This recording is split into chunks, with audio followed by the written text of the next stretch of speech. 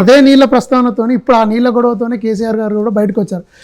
అంటే కాంగ్రెస్ ప్రభుత్వం అటు ఏపీ ప్రభుత్వం ఒక చీకటి ఒప్పందాలకు రాజకీయాలకు తెరదీస్తుందని ఎప్పుడు వెళ్ళని కేసీఆర్ బయటకు వచ్చి ఫస్ట్ నీళ్ళ విషయంలో చర్చ పెట్టారు. మీరు కాళేశ్వరం విషయం కానీ ఇంకా వేరే విషయాలు కానీ దానికి ఏమంటారండి? నేను అదే కదా ఆ రోజు ముఖ్యమంత్రి గారు ఓపెన్ ఛాలెంజ్ చేసిండు. మా ముఖ్యమంత్రి గారు రేవంత్ రెడ్డి గారు రండి సభలో సమాధానం చెప్పాలి ప్రజలకు.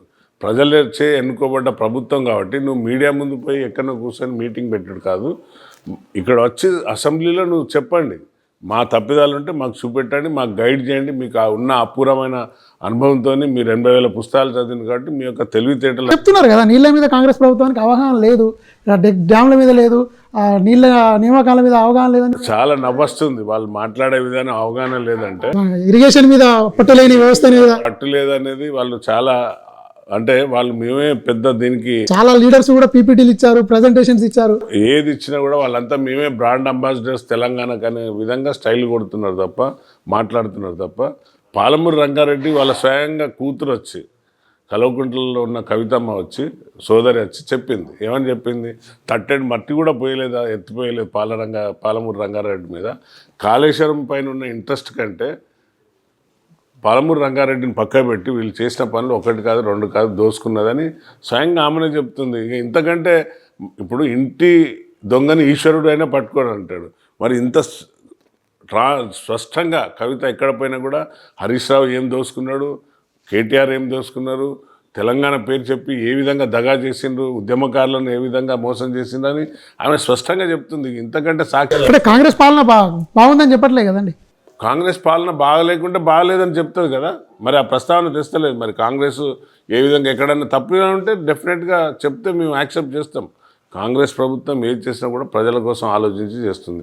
కాంగ్రెస్ ప్రభుత్వం ఏ సంక్షేమాలు తెచ్చినా కూడా దీర్ఘకాలికమైనవి ఉంటాయి. గరీబీ హటావ్ అని ఇందిరమ్మ తీసుకొచ్చింది. అందుకే ఇందిరమ్మ రాజ్యం అంటాం. గరీబీ హటావ్, రోటీ కపడా ఆర్ మకాన్ అనేది ఆమె నినాదం, కాంగ్రెస్ యొక్క నినాదం. దాంతోనే కదా మనకు ఈరోజు ఇందిరమ్మ ఇండ్లు ఇచ్చినాం. మీరు వెళ్ళి చూడండి, ప్రతి ఊర్లో 25 ఇండ్ల కంటే తక్కువ రాలేదు ఎవరికైనా కూడా. చాలా సంతోషంగా ఉన్నారు ఆ నిరుపేదలు ఎవరైతే. ఒక ఆత్మగౌరవం, ఇల్లు అంటే ఒక భరోసా, ఇల్లున్నదంటే ఒక అంటే ఒక చాలా సెల్ఫ్ రెస్పెక్ట్, ఇల్లున్నది నాకు అనే ఒక ధైర్యం అన్నట్టు. ఒక పక్షిని తీసుకుంటే రాత్రి వరకు ఎక్కడెక్కడో తిరిగినా కూడా రాత్రి వచ్చి ఆ గూట్లో నిద్రపోతుంది. అట్లనే ఒక మనిషి అనేవాడు, ఎవరైతే ఒక బిలో ద బీదవాడు తనకు సొంత ఇల్లు అనేది ఒక కళావానికి. అలాంటిది ఈరోజు ఇందిరమ్మ రాజ్యం వచ్చినాక కాంగ్రెస్ పాలనను ఇచ్చింది, ఇందిరమ్మ ఇల్లు ఇచ్చింది. అందుకే ఆ రోజు పీసీసీగా ఉన్న మా అధ్యక్షుడు ముఖ్యమంత్రి గారు ఛాలెంజ్ చేసింది, మన రేవంత్ రెడ్డి గారు ఛాలెంజ్ చేసింది. ఇందిరమ్మ ఉన్న ఇండ్ల కాడనే మేము ఓట్లు అడుగుతాం, నీ డబుల్ బెడ్రూమ్లు ఉన్న కాడ మేము అడగాం, నీకు దమ్ముంటే రా అని చెప్పిండు. అందుకే ఈరోజు నా కాన్స్టిట్యున్సీలో 3,500 ఇండ్లు ఇచ్చినాం. ప్రతి ఊర్లో 25 ఇండ్లకు తక్కువ లేవు ఎక్కడ కూడా. 12 ఇండ్ల నుండి మొదలు పెడితే అంటే నేను 3,500 ఇండ్లను డివైడెడ్ బై ఒక బూత్కు 12 చొప్పున ఇచ్చుకుంటా పైన.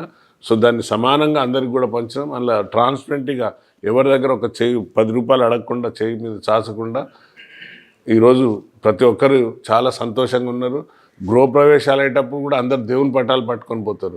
ఒక సోదరుడైతే మా ముఖ్యమంత్రి రేవంత్ రెడ్డి గారిది సోనియమ్మ ఫోటో పట్టుకొని వాళ్ళు గృహప్రవేశం చేసింది. అంటే ఎంత ఆత్మస్థైర్యం వచ్చింది. అందుకే గరీబీ హటావ్ అనేది మా నినాదం, రోటీ కపడా ఆర్ మకాన్ అనేది మా నినాదం. అందుకే ఈరోజు సన్నబియ్యం ఇచ్చినాం ప్రతి పేదవాడు కడుపు నింపేటట్టు. ఎవరినైనా ఆ పథకాన్ని తప్పని చెప్పమనండి. మరి ఇదే బీజేపీ రాష్ట్ర ప్రాంతాలలో ఎందుకు ఇవ్వలేకపోతున్నారు అంటే ఒక ఆలోచన విధానం కాంగ్రెస్ ఎప్పుడున్నా కూడా ఒక దీర్ఘకాలం ఆలోచన ఉంటుంది. అది ప్రజలకు గరీబీ అంటే చాలా బడుగు బలైన వర్గాలకు, మైనార్టీలకు చేరే విధంగా ఉంటుంది.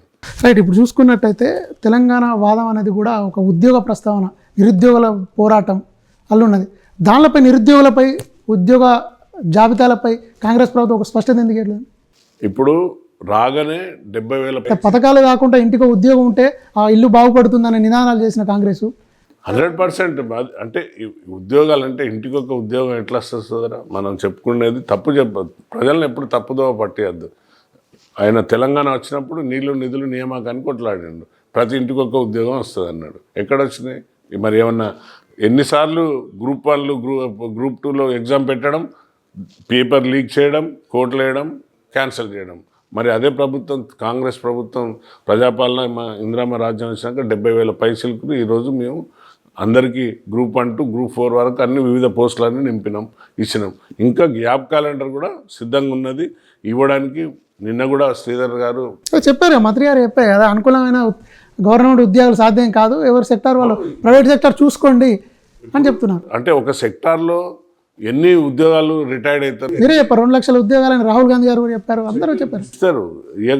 ఇప్పుడు ఈ 5 ఏళ్ల లోపలనే ఒక్క రోజున ఇచ్చేటట్టు లేదు కదా. ఒక్కొక్క అన్ని అంచనాల ప్రకారంగా బడ్జెట్ను సమీకరించుకుంటూ ఇవన్నీ ఇవ్వాలి కదా. 2 సంవత్సరాల వ్యయం దాటిందండి. రైతులకి అక్కడే ఉంది, నిరుద్యోగ వ్యవస్థ అక్కడే ఉంది, ఉద్యోగాల జాబ్ క్యాలెండర్ అక్కడే ఉంది. ఇక్కడ కాంగ్రెస్ ముందుకెళ్ళి ఎలా వెళ్తుంది? 100% ముందుకెళ్తుంది. ప్రతిదీ కూడా ఒక ఆలోచనమైనతోని ఒక దాన్ని 100% దాన్ని గ్రౌండ్కి అయ్యే విధంగా పోతున్నాం తప్ప ఏదో గాలి మాటలు చెప్పి. అంటే కాంగ్రెస్, తెలంగాణ కాంగ్రెస్ అంటే ఢిల్లీ నుంచి వచ్చే పథకాలే ఢిల్లీ సీల్డ్ కవర్, ఇక్కడ పథకాలు అమలు పడతాయనే వాదన కనబడుతుంది. అవును. ఇప్పుడు బీజేపీ వాళ్ళు ఏం చేస్తున్నారు, ఏదైనా కూడా ఇది ప్రాంతీయ పార్టీ కాదు కదా, ఇది ఒక నేషనల్ పార్టీ, స్వాతంత్రం తెచ్చిన పార్టీ, భారతీయ జనతా పార్టీ లాగా కాదు కదా ఈ కాంగ్రెస్ పాలన. కాంగ్రెస్ పాలన ఏది చేసినా కూడా సెంట్రల్ నుండి ఒక టీం ఉంటుంది, దానికి ఏఐసిసి ఉంటుంది, పిసిసి ఉంటుంది. ఏ నిర్ణయాలు తీసుకున్నా కూడా ప్రజలకు చేరాలి అనే ఉద్దేశంగా ఉంటుంది. కాబట్టి ఇప్పుడు మనం అంటే ఒక ప్రథమ చికిత్స అనేది ఉంటుంది కదండి, ప్రతిసారి ఢిల్లీకి వెళ్ళి ఇక్కడికి వచ్చి తీసుకోవడంత చేసే ప్రజాపాలన అది తప్పది. ప్రజాపాలన ఢిల్లీ పాలన అవుతుంది కదా. 100% బీజేపీ పాలన మరి ఢిల్లీ పాలన కాదా? బీజేపీది కూడా అట్లనే ఉంటుంది. ఇప్పుడు ప్రాంతీయ పార్టీలకును నేషనల్ పార్టీలకు తేడా అదే కదా. ఇవాళ 400 ఓట్లతో 400 సీట్లు గెలుస్తామన్న పార్టీ వాళ్ళు ఎవరి మీద డిపెండ్ అయింది? చంద్రబాబు నాయుడు మీద, అక్కడ అతని ములాయం సింగ్ యాదవ్ మీద డిపెండ్ అయ్యి ఈరోజు ములాయం సింగ్ అయినా ఎవరతను నితీష్ కుమార్ మీద ఆధారపడి ఉన్నారు. ఇప్పుడు 400 సీట్లు వస్తే మేము ఇంత మంచిగా చేస్తున్నాం అన్న వాళ్ళంతా పాలన ఎట్లుంది? కానీ మా ప్రభుత్వం ఏం చేసినా కూడా సెంట్రల్ ఏది వచ్చినా కూడా ఢిల్లీ పాలన కాదు. 100% రేవంత్ రెడ్డి గారు, మా ముఖ్యమంత్రి గారు, క్యాబినెట్ ఏది చేసినా కూడా ఆలోచన పరంతో సూచనలు వారికి ఇచ్చి ఆ సూచనలు తీసుకొని పనిచేస్తున్నాం తప్ప ఎక్కడ కూడా తప్పటడుగు వేస్తలేదు.